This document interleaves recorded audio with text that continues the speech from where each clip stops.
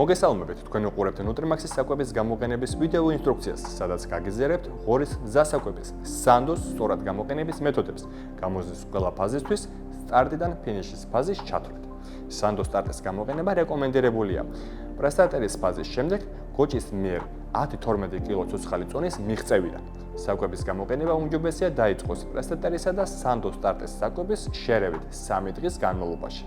ბურვაკს უნდა მიეწოდოს 25 კილო ოდენობით ნებაზე მშრალის სახით ყოველგვარი დანამატების გარეშე.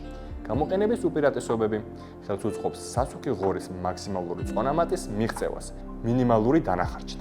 სანდოს სტარტი არის მზაკომბინირებული საკვები, რომელიც მორგებულია სპეციალურად სასუქი ღორის წონასა და კონკრეტულ ასაკს.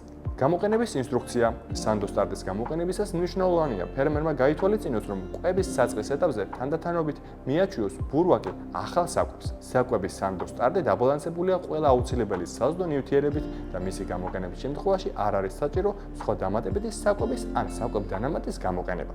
იმისთვის, რომ თქვენ მიიყვანოთ ღორი დასაყრდნ კონდიციამდე, საჭიროა სტარტის ფაზიდან კვება გააგრძელოთ grower finish-ის ფაზაზე. სანდო grower finish-ი ღორს მიეწოდება ნებაზე მშრალის სახით ყოველგვარი დანამატების გარეშე 25 კილო ცოცხალი წონიდან 100-120 კილო ცოცხალ წონამდე. სანდო grower finish-ის გამოყენება უმჯობესია დაიწყოთ სანდო სტარტის საკვებთან შერევით რამდენიმე დღის განმავლობაში.